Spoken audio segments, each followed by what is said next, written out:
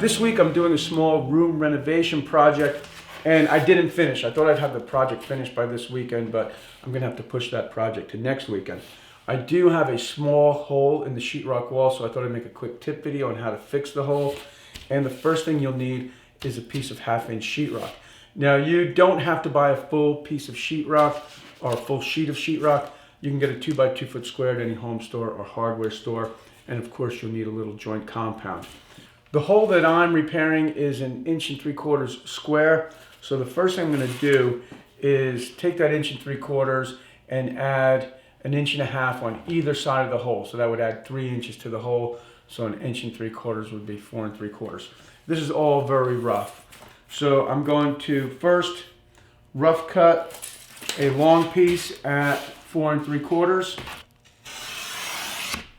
Score the paper and then snap it. Then cut the paper from behind.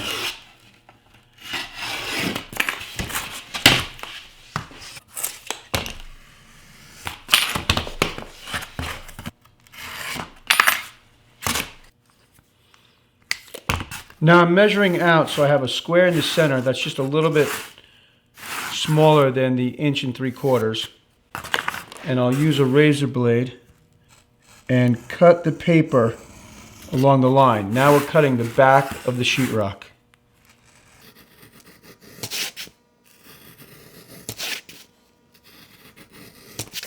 The next step is to break the rock and carefully pull the sheetrock away from the face paper. You want to keep this.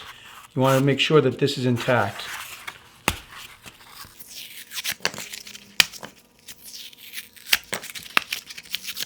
I like to remove the hard angle and just make a soft little round over, and it just seems a little bit easier to hide on your repair.